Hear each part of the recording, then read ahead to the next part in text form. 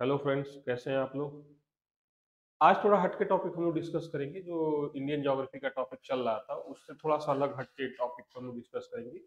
काफी दिनों से इंडियन ज्योग्राफी चल रहा था, थोड़ा सा हम ऐसा टॉपिक उठाते हैं जो इंडियन ज्योग्राफी में भी होगा, मतलब इंडियन ज्योग्राफी नहीं, मतलब ज्योग्राफी में भी होगा, इन्वायरमेंट इकोलॉजी में भी होगा, और ये करंट में भी बहुत रिलेवेंट टॉपिक है, सतत विकास, सस्टेनेबल डेवलपमेंट। आज हम लोग इस पर डिस्कस करेंगे और इसके सारे आयामों के बारे में चर्चा करेंगे हम लोग। और ये जो टॉपिक है ये प्री के पॉइंट ऑफ व्यू से तो थोड़ा है इंपॉर्टेंट, लेकिन मेंस के पॉइंट ऑफ व्यू से बहुत इंपॉर्टेंट है। और किसी एग्जाम को छोड़िए, ये लाइफ के पॉइंट ऑफ व्यू से बहुत इंपॉर्टेंट है। तो इसलिए इस पे हम लोग डिस्कस करेंगे सतत विकास क्या होता है। तो सबसे पहले हम लोग देखते हैं कि सतत विकास की अवधारणा क्या है। ठीक है, ये कॉन्सेप्ट क्या है सतत विकास की अवधारणा। तो इस नाम से ही जुड़ा हुआ है सस्टेनेबल या सतत, मतलब ऐसी विकास की अवधारणा जो लगातार चलती रहे, या इसको कहीं कहीं धारणीय विकास भी कहा जाता है। तो ऐसी विकास की अवधारणा या ऐसी विकास की प्रक्रिया जो लगातार चलती रहे, यानी कि विकास की प्रक्रिया में कोई रुकावट न हो, ये लगातार चलती रहे। ठीक है, तो अब ये आता है कि ऐसा कौन सी विकास की प्रक्रिया होगी जो सतत रूप से चलती रहेगी। जाहिर सी बात है कि इस पृथ्वी पर जब से ये हम लोग का आधुनिक मानव आया है, लगभग 12,000, 11,000, 10,000 या 10 से 12,000 साल पहले पृथ्वी पर ये हम लोग के पूर्वज आ गए थे जो आधुनिक मानव है। ठीक है, और इन्होंने एक तरह से कहा जाए कि मध्य पाषाण या नव पाषाण, मतलब लगभग 10,000 के आसपास से 9,000 के आसपास से धीरे धीरे एक सिविलाइज्ड तरीके से रहना शुरू किया था, जिसमें डोमेस्टिकेशन ऑफ एनिमल्स है, ठीक है, घरों का निर्माण है, एग्रीकल्चरल प्रैक्टिसेस है, ये सब करना शुरू कर दिया था। तो वहां से अब क्या हुआ कि विकास शुरू हो गया, विकास शुरू हुआ। लेकिन ये विकास किस पे डिपेंड करता है? संसाधनों की उपलब्धता पर। और ये संसाधन जब तक उपलब्ध होंगे तब तक ये विकास चलता रहेगा। लेकिन धीरे धीरे क्या किया हम लोगों ने कि संसाधनों का अत्यधिक विदोहन करना शुरू कर दिया।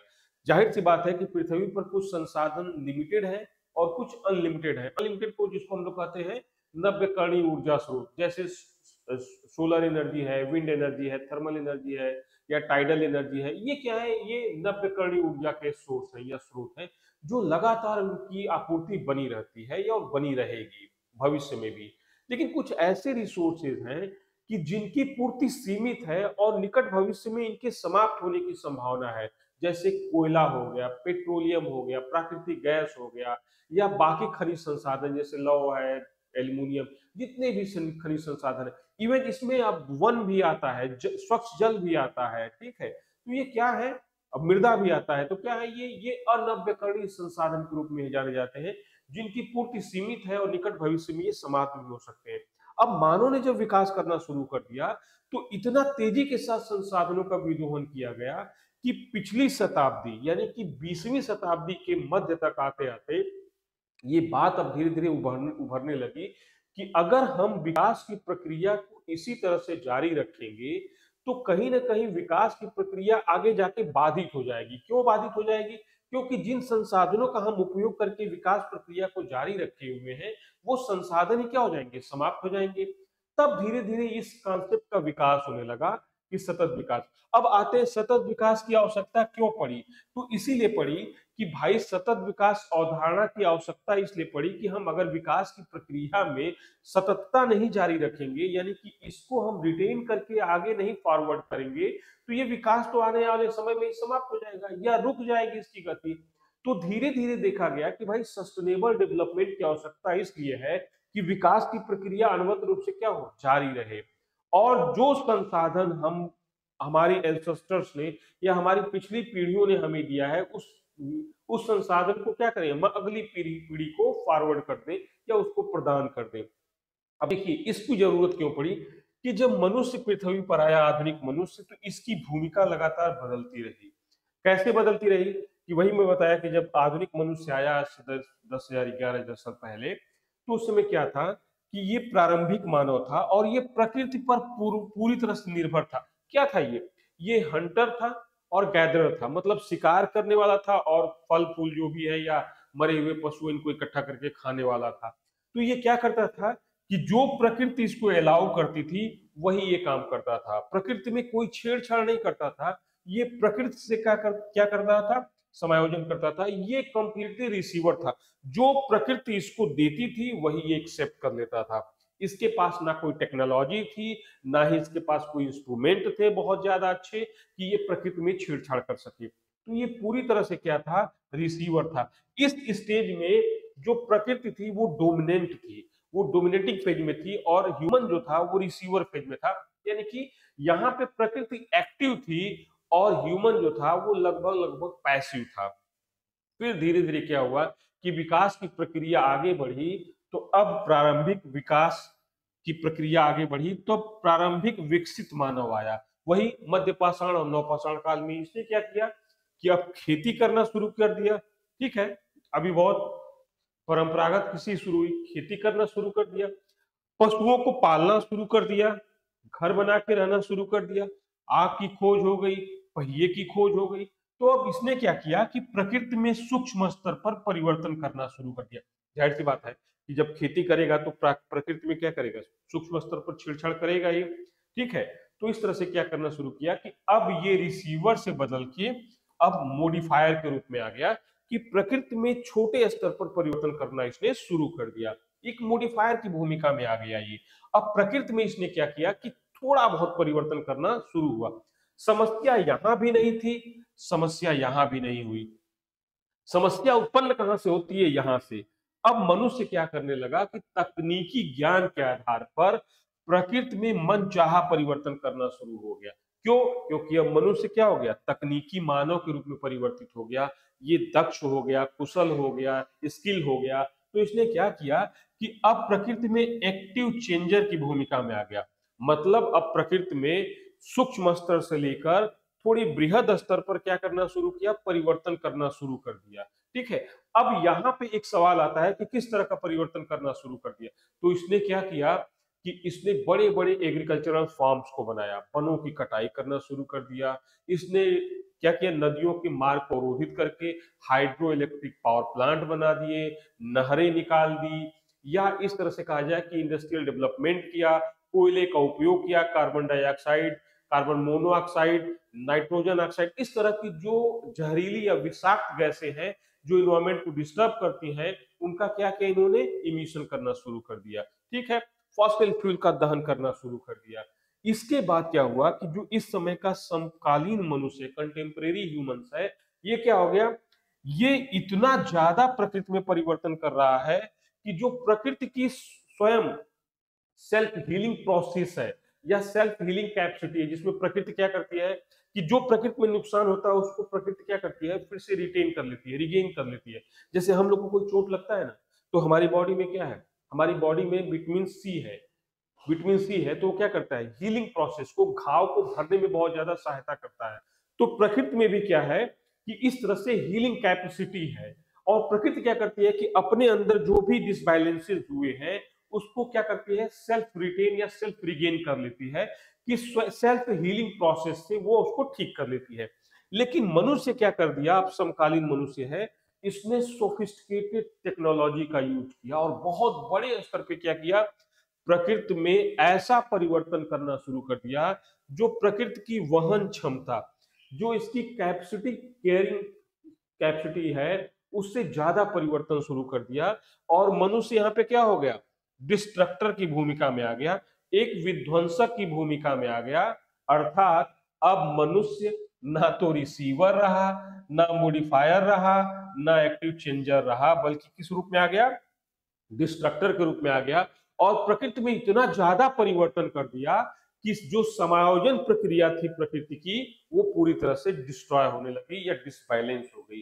तब धीरे धीरे ये कहा गया कि भाई ऐसा है कि अब हमें क्या करना है कि अगर हम अभी से नहीं चेते या अभी से ध्यान नहीं दिए, तो आने वाले समय में जो हमारी विकास की प्रक्रिया है ये पूरी तरह से रुक जाएगी, विकास की प्रक्रिया अवरुद्ध हो जाएगी, और जो भी हमने विकास किया है ये विनाश में परिवर्तित हो जाएगा।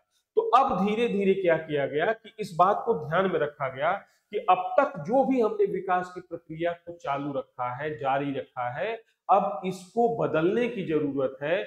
इसको क्या करने की जरूरत है, अब हमें सतत रूप से विकास की प्रक्रिया को अपनाने की जरूरत है। अदरवाइज हम निकट भविष्य में बहुत बड़ी समस्या में फंस जाएंगे। और मनुष्य सहित बाकी जीव जंतुओं का अस्तित्व क्या हो जाएगा, खतरे में आ जाएगा। ठीक है, तो अब इसका धीरे धीरे ये एक कॉन्सेप्ट का विकास हुआ। अब आते हम लोग देखते हैं कि सतत विकास की जो प्रारंभिक विचारधारा है वो कहां से उभरती है।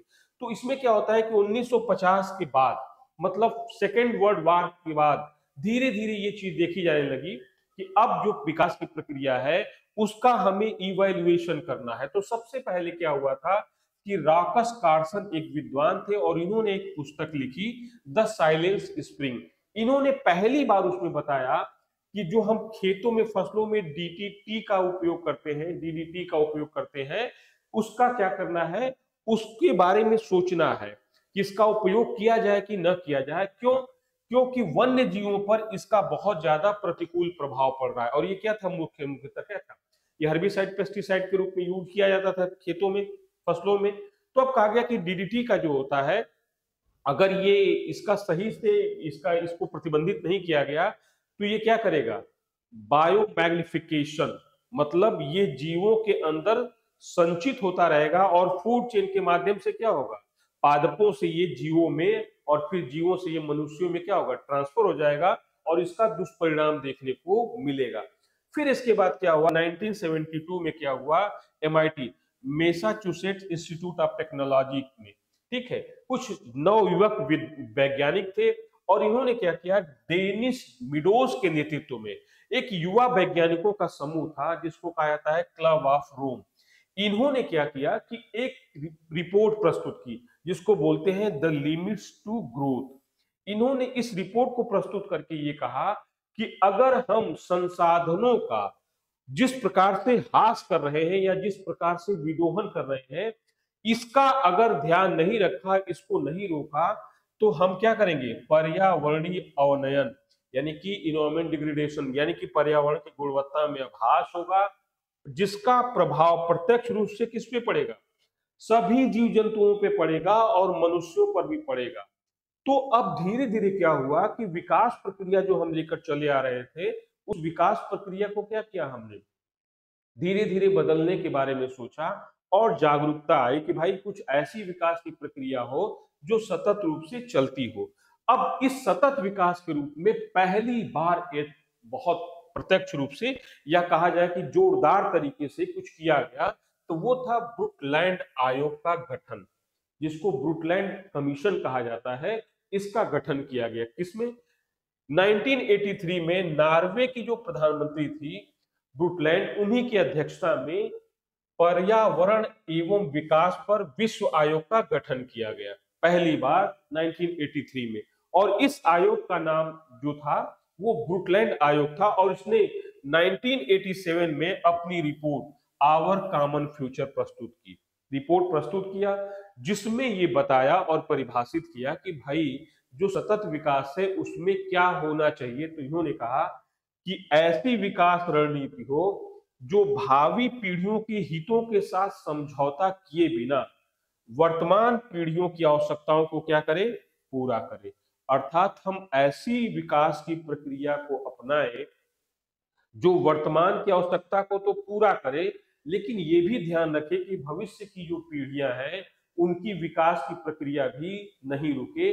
मतलब ये है कि हमारे जो एंसेस्टर्स हैं, हमारे जो पूर्वज हैं, वो जिस तरह से प्राकृतिक संसाधनों को हमें सौंपे हैं या हमें दिए हैं, हमारा भी दायित्व बनता है कि हम भी इन संसाधनों को अपनी आगामी पीढ़ी को क्या कर दें, सौंप दें।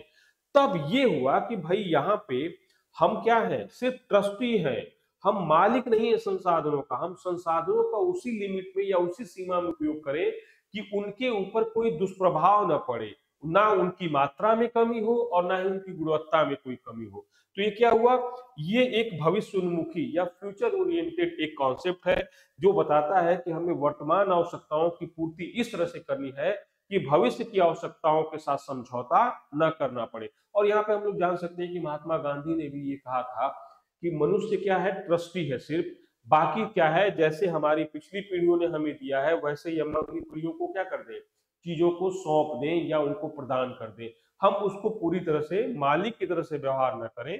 तो ये ब्रुकलैंड कमीशन था जिसने पहली बार सतत विकास के बारे में कुछ बताया। अब इसी सतत विकास की अवधारणा को लेकर सबसे पहले 1992 में ब्राजील में रियो डी जेनेरियो एक प्लेस है, वहां पर एक सम्मेलन का आयोजन किया गया, रियो डी जेनेरियो, जिसको कहा गया पृथ्वी सम्मेलन। अब उस पृथ्वी सम्मेलन में पहली बार सतत विकास की अवधारणा को अपनाने के लिए वैश्विक स्तर पर एक कॉन्फ्रेंस हुआ या एक विचार प्रस्तुत किया गया, और यह माना गया कि सतत विकास की अवधारणा को अगर हम नहीं लागू करेंगे तो हमारी विकास प्रक्रिया क्या हो जाएगी, विनाश प्रक्रिया में परिवर्तित हो जाएगी, और इससे हम पूरी पृथ्वी पर जो दुष्प्रभाव उत्पन्न होंगे उसको हम लोग रोकने में सक्षम नहीं होंगे। और यहीं पर एजेंडा 21 को स्वीकार किया गया, जिसमें पहली बार सतत विकास के लक्ष्यों की बात की गई। लेकिन ये बात बहुत कारगर नहीं रही अभी उतनी तरीके से, तो इसके बारे में फिर और आगे से डिटेल से बात की गई, उसको हम लोग आगे देखेंगे। अब यहाँ पे आता है कि सतत विकास के एलिमेंट्स क्या है, तत्व क्या है, या सतत विकास किन किन बातों को अपने अंदर समाहित किया हुआ है। जाहिर सी बात है कि एलिमेंट्स होंगे, उसी के आधार पर तो हम डिसाइड करेंगे कि क्या क्या होगा तो सतत विकास होगा, कौन कौन से उसमें दोष होंगे, कौन कौन से उसमें गुण होंगे, क्या क्या उसकी प्रॉपर्टीज होंगी, उसी के आधार पर सतत विकास का हम निष्पादन करेंगे या उस मूल्यांकन करेंगे। तो पहले कहा गया कि मानवीय कल्याण का गुणवत्तापूर्ण विकास हो, अर्थात मानव का इस प्रकार कल्याण हो जो गुणवत्तापूर्ण विकास को निर्धारित करता हो। अब यहाँ पे है कि जाहिर सी बात है, कल्याण है तो गुणवत्तापूर्ण होगा ही, तो ये तो पहली है कि विकास की ऐसी प्रक्रिया हो जो मानवीय कल्याण को बढ़ाती हो और साथ में क्या हो, गुणवत्तापूर्ण विकास को भी बढ़ाती हो। तो पहला तो ऐसा विकास प्रक्रिया हो। दूसरी क्या हो, दूरगामी नीतियों से प्राकृतिक संसाधनों का उपयोग सुनिश्चित करती हो। दरअसल देखिए, हम लोग क्या है ना कि कुछ हम लोग का जो विकास प्रक्रिया है, इसमें जैसे एक एग्जाम्पल लेते हैं हम लोग एग्रीकल्चर प्रोडक्शन को बढ़ाने के लिए, कृषि उत्पाद को बढ़ाने के लिए क्या करते हैं, बड़े पैमाने पे हम लोगों ने chemical fertiliser, chemical pesticide, chemical herbicide का बहुत बड़े पैमाने पे उपयोग किया। इससे क्या हुआ कि तात्कालिक लाभ तो हुआ, तात्कालिक लाभ ये हुआ कि हमारा जो खाद्यान्न उत्पादन है या फसलों का उत्पादन है वो तेजी से बढ़ गया, प्रोडक्टिविटी और प्रोडक्शन दोनों बहुत तेजी के साथ बढ़ा। लेकिन यहाँ पे ध्यान नहीं रखा गया कि जो हम chemical fertiliser, chemical pesticide, herbicide का यूटिलाइजेशन कर रहे हैं, ये मृदा की गुणवत्ता को, पर्यावरणीय संतुलन को और खुद फसलों की गुणवत्ता को दुष्प्रभावित कर रहा है। जो तात्कालिक लाभ तो दे रहा है लेकिन दूरगामी रूप से क्या होगा, ये नुकसानदायक होगा।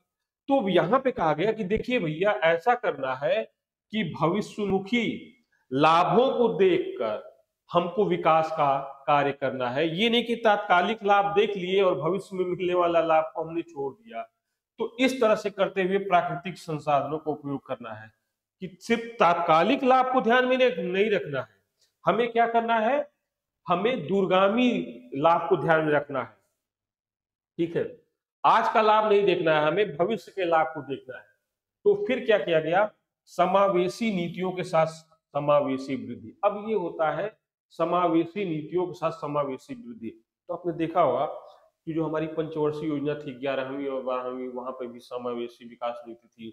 फिर अभी जो हमारा बजट प्रस्तुत किया जाता है तो उसमें भी होता है समावेशी विकास, समावेशी विकास। ये समावेशी विकास क्या होता है, तो देखिए, ये होता है समावेशी नीति और समावेशी वृद्धि। तो समावेशी नीति का मतलब है कि ऐसी नीति जो सबको समाहित करती हो, यानी कि ऐसी नीति जो सबको प्रेफरेंस देती हो। जैसे मान लीजिए हम किसी जगह पे कोई विकास की प्रक्रिया अपनाते हैं, मान लेते हैं कि हम कहीं पे एक दूर दराज का इलाका है और यहाँ पे हम चाहते हैं कि एक इंडस्ट्री लगा दें, यहाँ पे हम चाहते हैं कि एक इंडस्ट्री लगा दें। ठीक है, अब इंडस्ट्री लगा देंगे तो जाहिर सी बात है कि ये इंडस्ट्री किसी को टारगेट करेगी और किसी की अवहेलना कर देगी।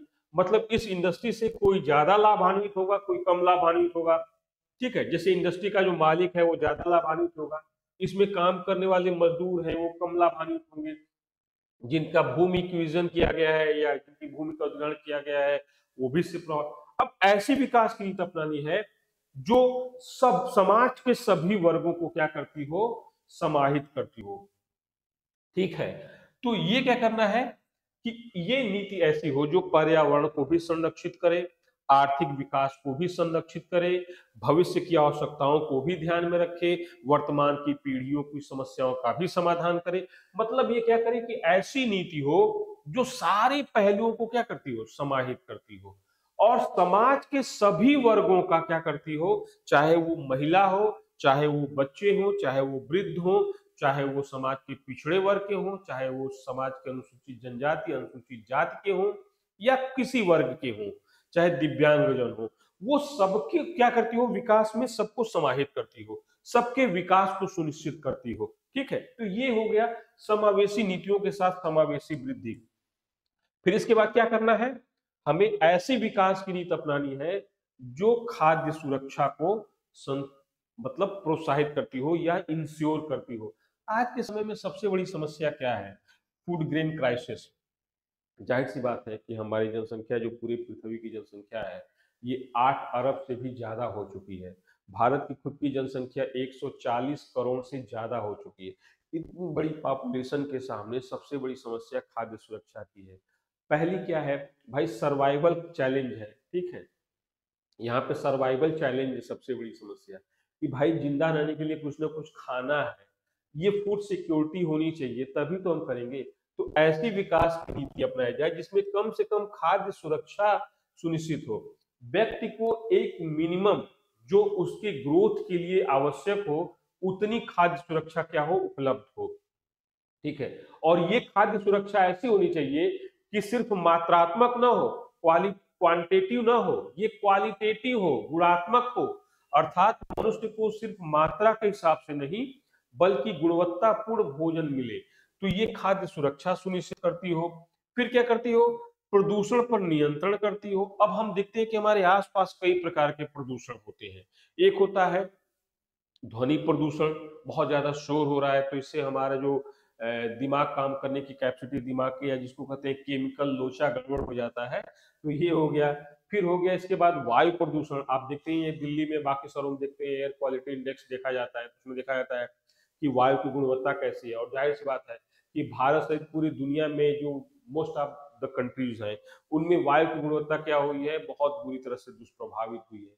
क्वालिटी बहुत ज्यादा डिक्लाइन की है। क्यों? क्योंकि हमने बड़े पैमाने पे फॉसिल फ्यूल का प्रयोग करना शुरू किया है, हमने बड़े पैमाने पे क्या किया है, वनों की कटाई करना शुरू कर दिया है, हम बहुत ज्यादा पॉल्यूशन उत्पन्न करते हैं। फिर इसके बाद मृदा प्रदूषण हो गया, जल प्रदूषण हो गया, रेडियो एक्टिव प्रदूषण हो गया। ठीक है, तो इस तरह के जो प्रदूषण है उनका नियंत्रण हो सके, क्योंकि ये जो प्रदूषण है आज नहीं तो कल हमें ही दुष्प्रभावित करेगा। तो ऐसी विकास की रणनीति हो जो क्या करती हो, प्रदूषण नियंत्रित करती हो। फिर क्या करती हो, सक्षम सामुदायिक भागीदारी सुनिश्चित करती हो। जाहिर सी बात है कि कोई भी विकास प्रक्रिया समुदाय के बिना नहीं हो सकती। जिस विकास प्रक्रिया में समुदाय की एक्टिव पार्टिसिपेशन नहीं हो, सक्रिय भागीदारी नहीं हो, वो विकास प्रक्रिया बहुत ज्यादा लाभान्वित नहीं कर सकती है। जाहिर सी बात है कि अगर कोई विकास प्रक्रिया हम कहीं पे अपना रहे हैं और वहां की जो लोकल कम्युनिटी है या वहां का समुदाय है वही उसमें पार्टिसिपेट नहीं करता है या वो उससे लाभान्वित नहीं होता है, तो जाहिर सी बात है कि वो विकास प्रक्रिया बहुत दिन तक सस्टेन नहीं कर सकती है, या उसको हम न्यायपूर्ण विकास प्रक्रिया नहीं कह सकते हैं। तो जाहिर सी बात है कि उस विकास प्रक्रिया में क्या हो, सक्षम रूप से सामुदायिक भागीदारी सुनिश्चित होती हो। फिर क्या करती हो कि वो पर्यावरणीय मुद्दों पर जो भी विकास की प्रक्रिया हो, सबसे पहले पर्यावरणीय मुद्दों पर व्यक्तिगत मतलब इंडिविजुअल लेवल पर, नेशनल लेवल पर और इंटरनेशनल लेवल पर उस विकास की प्रक्रिया में क्या होता हो, विचार होता हो। तो इसका मतलब है कि कोई भी विकास प्रक्रिया हो तो इस प्रकार की हो कि जो उस विकास प्रक्रिया से संबंधित पर्यावरणीय मुद्दे हैं, इन्वायरमेंटल इश्यूज हैं, उनमें इंडिविजुअल लेवल पर, राष्ट्रीय लेवल पर मतलब नेशनल लेवल पर और इंटरनेशनल लेवल पर क्या हो, पहले विचार विमर्श हो। ठीक है, कि ये विकास की प्रक्रिया होगी, इसको व्यक्तिगत स्तर पे कैसे हम सुलझाते। जैसे हम लोग देखते हैं ना कि हम लोग के सामने, हम लोग इंडिविजुअल लाइफ में क्या होता है कि हम लोग सोचते हैं कि यार जो पर्यावरणीय समस्या है ये कोई हम थोड़े उत्पन्न कर रहे हैं, या इसमें हमारी रिस्पॉन्सिबिलिटी थोड़े, हम क्या कर सकते हैं। तो जाहिर सी बात है कि सभी लोग यही सोचेंगे कि हम क्या कर सकते हैं या मेरे करने से क्या होगा। तो इस समस्या का समाधान कभी हो ही नहीं सकता है। इंडिविजुअल लेवल पर किया गया काम भी क्या करेगा कि एक राष्ट्रीय स्तर पर और अंतरराष्ट्रीय स्तर पर इफेक्ट जनरेट करेगा। कैसे? एक उदाहरण से समझते हैं। मान लीजिए हम अपने घर में हैं, मैं अपने घर में हूं। अब ये देखते हैं कि सुबह से शाम तक या 24 घंटे के अंदर हम कितनी ऊर्जा का उपयोग करते हैं। तो ऊर्जा का उपयोग क्या करते हैं? हम सोते समय पंखा चलाते हैं, कूलर चलाते हैं, एसी चलाते हैं, बाकी का अप्लायंसेस का हम यूटिलाइजेशन करते हैं। एसी है, फ्रिज है, या जो भी हम है, ठीक है, कितना ऊर्जा का उपभोग करते हैं। फिर कितने मटेरियल्स का उपभोग करते हैं। सुबह उठते ही हम ब्रश करते हैं तो पेस्ट का यूज करते हैं। बेड टी लेते हैं चाय का, फिर गैस का यूटिलाइजेशन करते हैं। फिर इसके बाद हम ब्रेकफास्ट करते हैं तो उसमें भी हम क्या करते हैं, बाकी संसाधनों का उपयोग करते हैं। अब देखते हैं कि इन संसाधनों का कितना हम अपव्यय करते हैं, कितना हम इनको व्यर्थ में नष्ट कर देते हैं। अगर यही व्यक्तिगत लेवल पर हम ये सोचना शुरू कर दें, जैसे हम लोग के अंदर आदत होती है कि हम अपव्यय करते हैं। जैसे मेरे पास एक कपड़ा है, मुझे जरूरत नहीं है, फिर भी मैं दूसरा कपड़ा खरीद लूंगा, कैपेबल हो तो दूसरा कपड़ा खरीद लूंगा, पहला वाला जो भले बर्बाद हो जाए। अब जाहिर सी बात है कि एक कॉटन की शर्ट बनने में लगभग 3000 से 4000 लीटर पानी बर्बाद होता है। अब मेरे पास जो बिना उसके नए कपड़े के मैं पुराने कपड़े से काम चला सकता हूं, लेकिन मैं उसका क्या करूंगा, अपव्यय कर दूंगा। ठीक है। इसी तरह से देखा गया है कि पूरी दुनिया में जो पैकेज्ड फूड है, बिल्कुल रेडी टू ईट है, प्रोसेस्ड किए हुए हैं, उनको एक जगह से दूसरे जगह तक ट्रांसपोर्टेशन किया हुआ है, प्रिजर्व किया गया हो, जितने भी पैकेज्ड फूड है उनका नियर अबाउट 60% हम क्या कर देते हैं, वेस्ट कर देते हैं, फेंक देते हैं। अब जाहिर सी बात है, ये तो हो गया प्रिपेयर्ड फूड। और जितना भारत में एक सर्वे किया गया उसमें देखा गया कि जो एग्रीकल्चरल प्रोडक्ट है उसका 30 से 40% भाग जो एग्रीकल्चरल प्रोडक्ट है, जैसे खेतों में, किसानों के खेतों में या गोदाम में जो अनाज है, उनका 30 से 40% क्या हो जाता है, नष्ट हो जाता है। अब ये क्या है कि ये पैकेज्ड फूड है, ये तो बहुत बड़ा एक तरह से कहा जाए कि नुकसान है। हम पता चला कि मैं कुछ मंगाया खाने के लिए, मन नहीं किया तो हमने फेंक दिया। रेस्टोरेंट में गए, अच्छा खाना लगा, थोड़ा बहुत खाया, फिर ज्यादातर हमने फेंक दिया। ये क्या है? ये ध्यान देना है कि भाई हम व्यक्तिगत रूप से अगर चीजों को बर्बाद होने से रोकेंगे, हम अपनी जिम्मेदारी को समझेंगे। हम बहुत बार ऐसा देखते हैं कि फालतू में एसी चल रही है, पंखा चल रहा है, जबकि हम उसका यूटिलाइजेशन नहीं कर रहे हैं। तो व्यक्तिगत स्तर पे करने से ही राष्ट्रीय स्तर पे समाधान होगा, और राष्ट्रीय स्तर पे प्रयास करने से ही अंतर्राष्ट्रीय स्तर पे समाधान होगा। तो हमें व्यक्तिगत रूप से विचार करना है कि कितना एनवायरमेंट को प्रोटेक्ट करने के लिए मैं अपना काम करता हूँ। जैसे एनसीईआरटी की बुक में था कि गांधी जी का जंतर, जिसमें ये था ना कि गांधी जी कहते हैं कि जब आपको लगा कि आपके कोई कार्य से क्या प्रभावित होता है, नहीं होता है, तो आप अपने कार्य को देखो कि मेरे कार्य करने से किसी के ऊपर कितना प्रभाव पड़ा है। तो एग्जैक्टली हमें इस चीज को देखना चाहिए। ठीक है।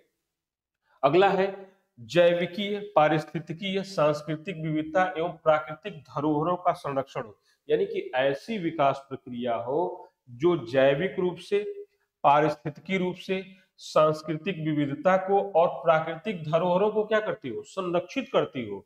मतलब जो जैव विविधता हमारे यहाँ है, जो पारिस्थितिकी इकोलॉजिकल बैलेंस्ड है, ये हो, जो सांस्कृतिक विविधता है हमारे यहाँ वो भी संरक्षित होती हो, और जो प्राकृतिक धरोहर है वो भी संरक्षित होते हैं। यानी कि ऐसे विकास की प्रक्रिया हो, या सतत विकास में ऐसी विकास प्रक्रिया हो जो ये उद्देश्यों को क्या करती हो, पूरा करती हो।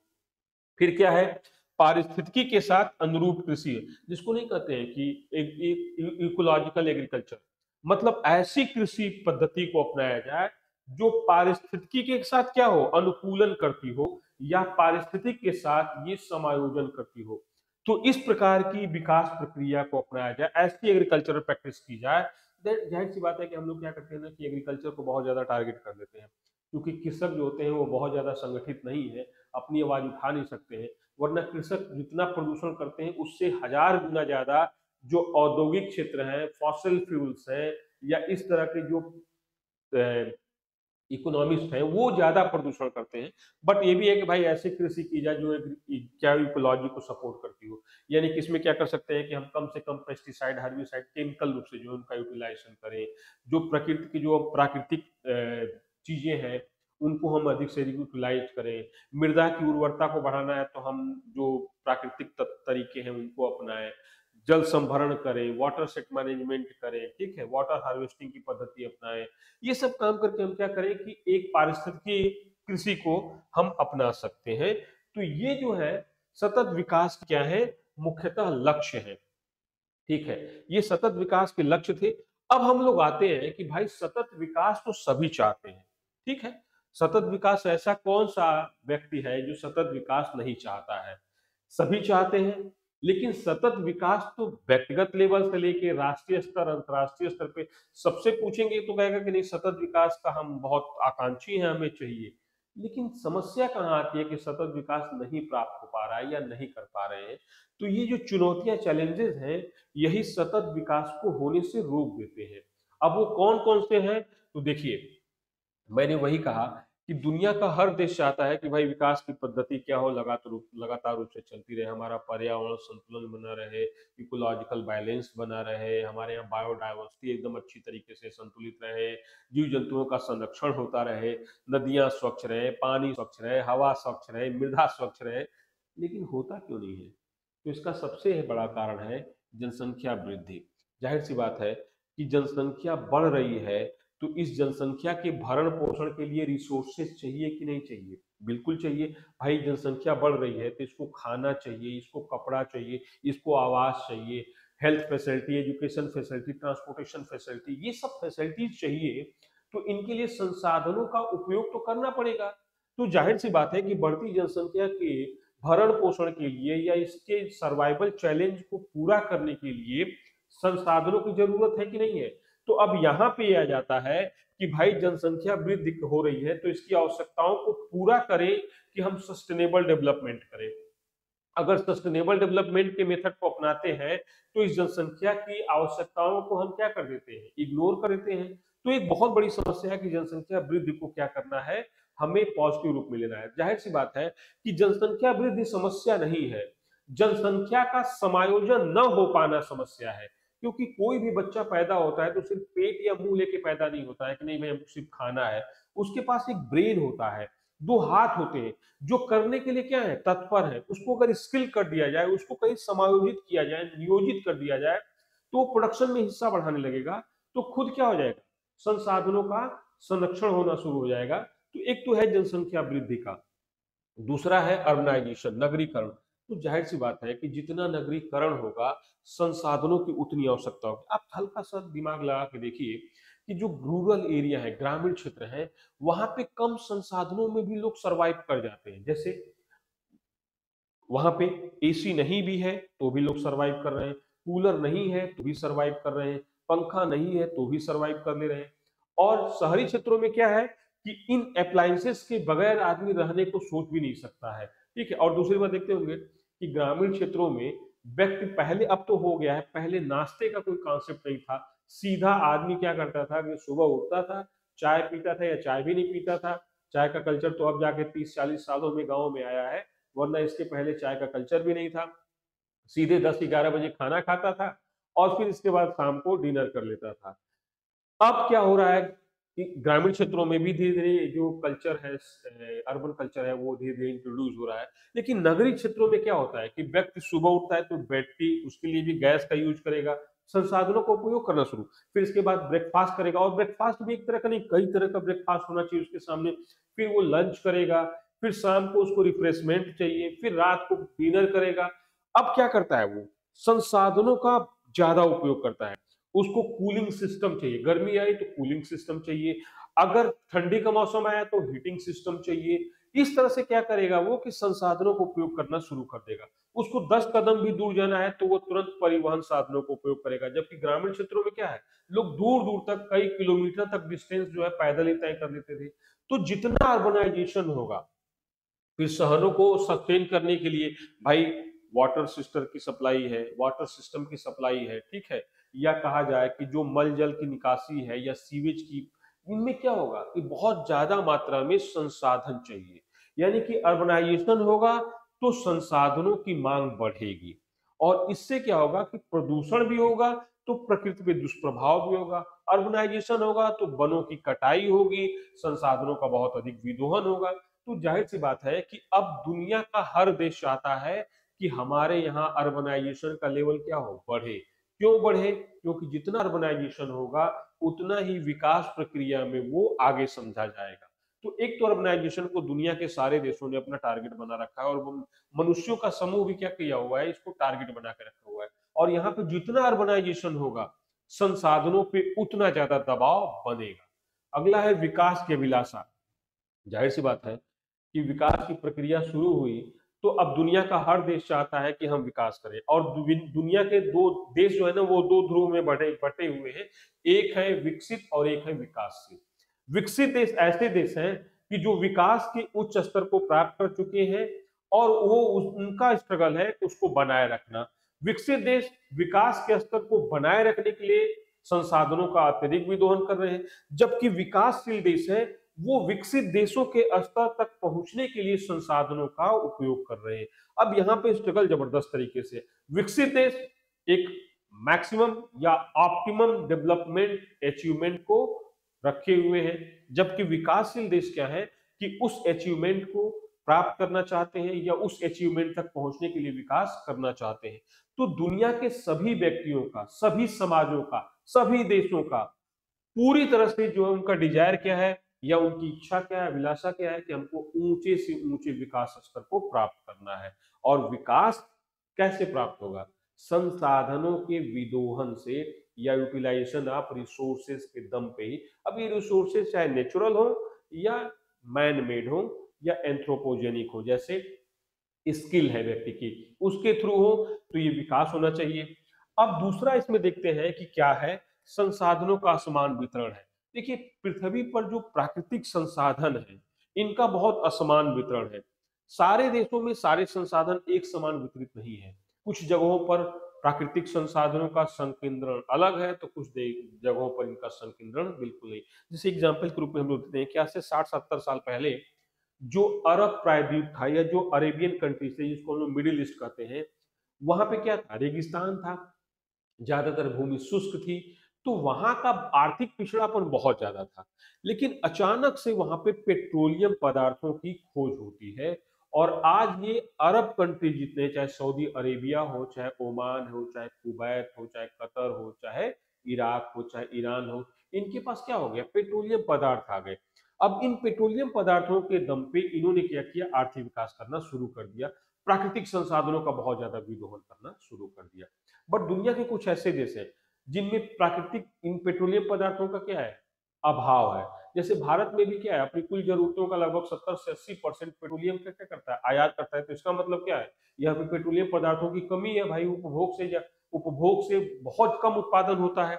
तो एक तो प्राकृतिक संसाधनों का बहुत असमान वितरण है, इसी तरह से कोयले का, इसी तरह से प्राकृतिक गैस का, इसी तरह से लोहे का, इसी तरह से सोने का, इन सारे, इसी तरह से स्वच्छ जल का, मृदा का, वनों का, इन सारे संसाधनों का देखेंगे ना, तो पृथ्वी पर क्या है, असमान वितरण है। जिनके पास संसाधन ज्यादा है वो उसका अपव्यय कर रहे हैं। अब जो गल्फ कंट्रीज हैं ये पेट्रोलियम पदार्थों का खूब दहन करती हैं, और जिनके पास नहीं है संसाधन, वो इन संसाधनों को प्राप्त करने के लिए बाकी मेथड को अप्लाई कर रहे हैं, अपना रहे हैं। तो इससे क्या हो रहा है, संसाधनों का समान वितरण भी क्या करता है, ये सस्टेनेबल डेवलपमेंट की राह में एक बाधा के रूप में है। फिर है प्रभावी नीतियों का अभाव। ऐसी नीति नहीं है जो इफेक्टिव पॉलिसी के रूप में काम करे और सतत विकास के लिए लोगों को बाध्य कर दे। अब सतत विकास की जो भी प्रक्रिया है ना, ये देशों के ऊपर बहुत ज्यादा बाध्यकारी नहीं है, या कोई ऐसा चेक बैलेंस सिस्टम नहीं है जो ये चेक कर सके कि कौन देश सतत विकास की रणनीति अपना रहा है और कौन देश सतत विकास की रणनीति नहीं अपना रहा है। तो ये भी एक बहुत बड़ी समस्या है। ठीक क्या है, पर्यावरणीय नैतिकता का अभाव। ठीक है, जो इन्वायरमेंटल इथिक्स है इसी का बहुत अभाव है।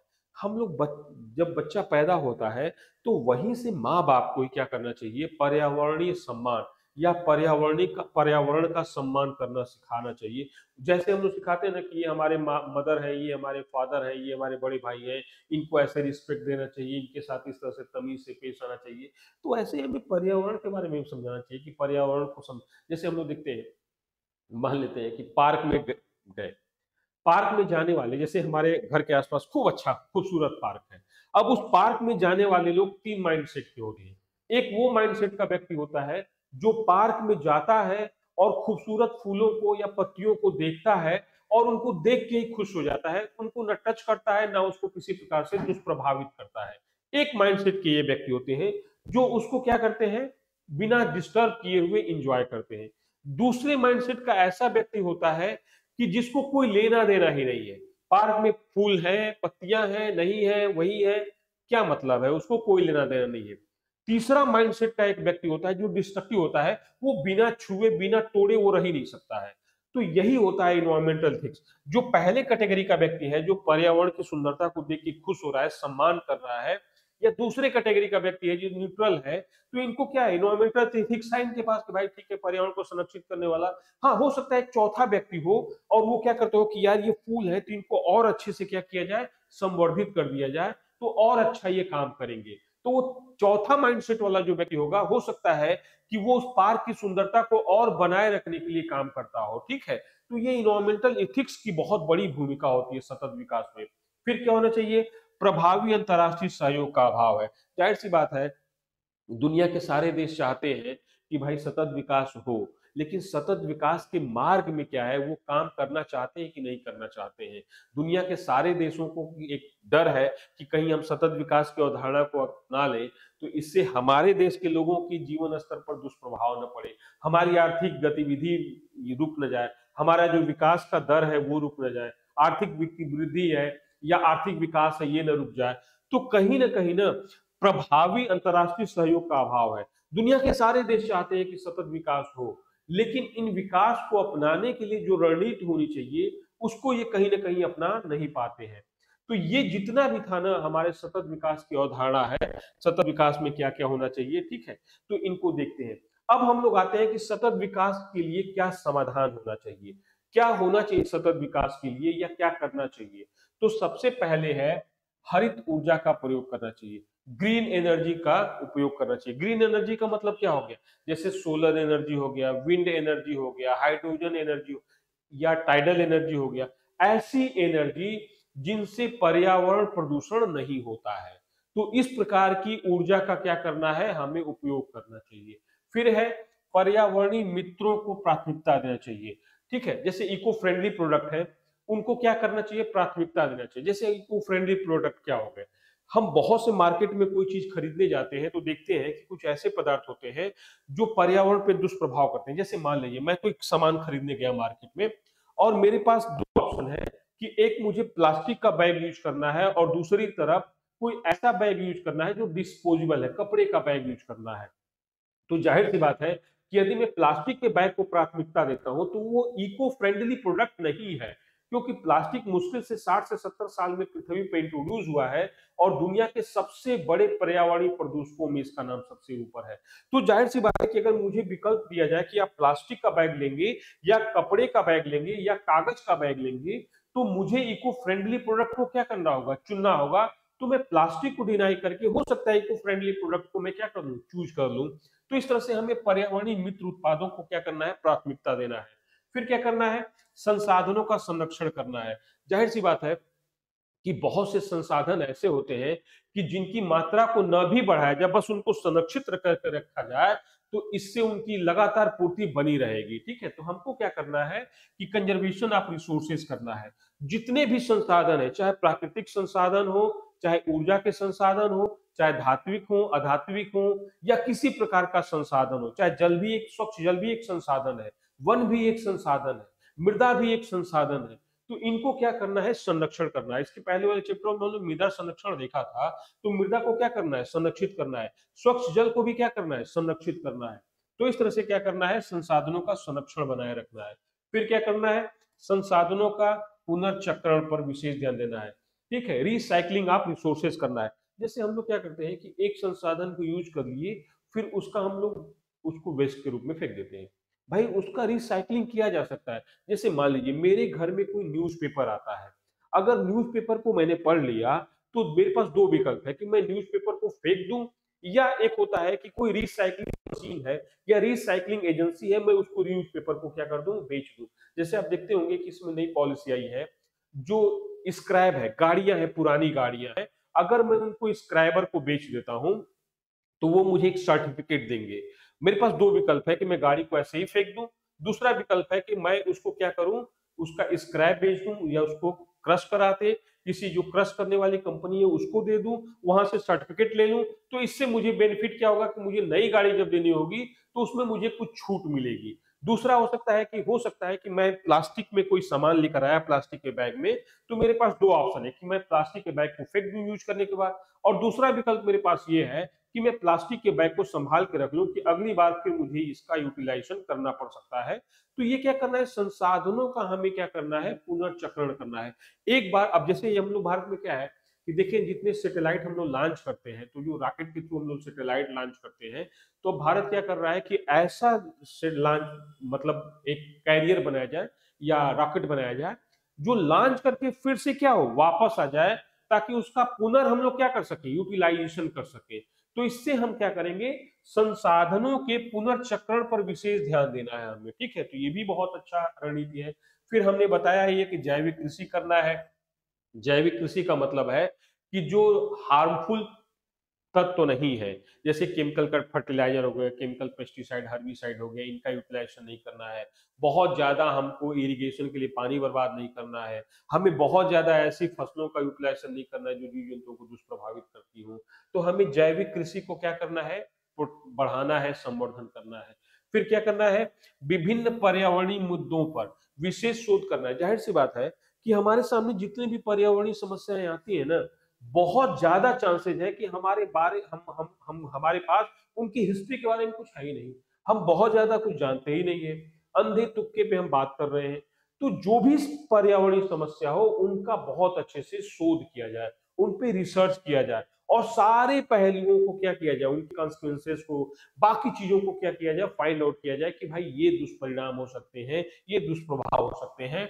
तो इनको क्या किया जाए, विभिन्न पर्यावरणीय मुद्दों पे अच्छा खासा शोध किया जाए। फिर क्या करना चाहिए, गैर परंपरागत ऊर्जा स्रोतों का त्वरित विकास किया जाए। अब ये गैर परंपरागत non conventional source of energy क्या हो गए, जैसे सोलर एनर्जी हो गया, विंड एनर्जी हो गया, हाइड्रोजन एनर्जी हो गया, टाइडल एनर्जी हो गया, जियोथर्मल्स हो गए, बायोमास बायोगैस हो गया। इनको क्या बोलते हैं, गैर परंपरागत। परंपरागत ऊर्जा स्रोत कौन हो गए, कोयला हो गए, पेट्रोलियम हो गए, प्राकृतिक गैस हो गए, ये परंपरागत ऊर्जा के स्रोत हो गए। तो हमें अधिक से अधिक क्या करना है, गैर परंपरागत ऊर्जा स्रोतों का विकास करना है, और जल्दी से करना है, ठीक है, कि विकास प्रक्रिया न रुके। फिर क्या करना है, हमें हमें वन रोपण करना है। अब वन रोपण दो तरीके से हो सकता है कि एक नई भूमि है जहां पे पहले वन नहीं था, वहां पे हमको क्या करना है, वन रोपण करना है, ठीक है। और इसके लिए भारत सरकार ने क्या चलाया है, जो सोशल फॉरेस्ट्री है या सामाजिक वन की है, इस तरह से, जैसे सड़कों के किनारे वन लगा देना है, नहरों के किनारे वन लगा देना है, जो बंजर भूमि उस पर वन लगा देना है, ठीक है। और दूसरा होता है रिफॉरेस्टेशन या पुनः वनीकरण। इसमें क्या होता है कि कहीं पे वन थे, उनको काट दिया गया है, अब उस भूमि पर फिर से वन का रोपण किया जाए, ये भी कर सकते हैं। फिर क्या है, पर्यावरण प्रबंधन एवं अंकेक्षण। हमको सबसे पहले क्या करना है कि पर्यावरण प्रबंधन को एक आवश्यक तत्व के रूप में स्वीकार करना है। पर्यावरण प्रबंधन का मतलब हुआ कि हम पर्यावरण का यूटिलाइजेशन करने से पहले जो चीज हम नीतियां अपनाना चाहते हैं, सबसे पहले हमारा दायित्व है कि उसका क्या दुष्प्रभाव होगा, उसकी क्या करें, हम ऑडिटिंग करें, इको ऑडिटिंग करें। जो भी हमने विकास की रणनीति अपनाई है उसकी ऑडिटिंग करें। हम किसी चीज का ऑडिटिंग करते हैं तो क्या देखते हैं कि कितना लाभ हुआ, कितना हानि हुआ, कहां से आया, कहां गया, यही सब तो करते हैं। तो उसी तरह से हमको क्या करना है, पर्यावरण की भी ऑडिटिंग करनी है कि हमने कोई काम किया तो इसका पर्यावरण पे क्या दुष्प्रभाव हुआ, इससे कितना आर्थिक लाभ हुआ, इससे कितना पर्यावरणीय लाभ हुआ, इससे कितना इकोलॉजिकल बैलेंस डिस्टर्ब हुआ कि गेन किया है। ये सारी चीजों को क्या करें, हम ऑडिटिंग करें, ठीक है। इसके बाद क्या करें, प्रदूषण नियंत्रण पे हम बहुत ज्यादा काम करें। यानी कि हमें जितने भी प्रदूषण है, चाहे वो वायु प्रदूषण हो, चाहे वो जल प्रदूषण हो, चाहे वो मृदा प्रदूषण हो, चाहे रेडियो एक्टिव प्रदूषण हो, चाहे प्लास्टिक का हो, जितने प्रकार के भी प्रदूषण, चाहे ध्वनि प्रदूषण हो, उनको क्या करना है, नियंत्रित करना है। और ऐसे विकास की प्रक्रिया अपनानी है जो प्रदूषण को कम से कम फैलाती हो, ठीक है। और लास्ट है बर्बादी को रोकना। जो हम वेस्टेज करते हैं, जैसे वही मैं एग्जांपल दिया कि खाना अच्छा लगा फेंक दिया, खाना नहीं अच्छा लगा तो भी फेंक दिया, कपड़ा है फिर भी मैं पहन रहा हूँ, एक व्हीकल है लेकिन मुझे दिखाना है मेरे पास संसाधन है, मैं दूसरा व्हीकल यूज कर ले रहा हूँ। मेरे पास एक फोन है, मुझे अच्छा नहीं लगा, मैं दूसरा फोन, जबकि पहला वाला फोन अच्छा काम कर रहा था, ये मेरे पास है तो मैं उसका बर्बादी कर रहा हूँ। तो इस तरह से क्या करना है कि बर्बादी को रोकना है। ये सारे काम अगर कर लिए जाएंगे तो सतत विकास के लिए लक्ष्य को हम लोग क्या करेंगे, प्राप्त कर लेंगे। ठीक है, तो इस टॉपिक पे हम लोगों ने डिस्कस किया। इसके नेक्स्ट लेक्चर में हम लोग डिस्कस करेंगे कि सतत विकास को प्राप्त करने के लिए अभी तक क्या किया गया है। ये तो सब हमको क्या करना चाहिए की बात हम लोगों ने किया कि ये करना चाहिए। अब आता है कि भाई ग्राउंड लेवल पे क्या किया गया है, नेशनल लेवल पे भी और इंटरनेशनल लेवल पे भी सतत विकास को प्राप्त करने के लिए क्या क्या किया गया है। चलिए, थैंक यू।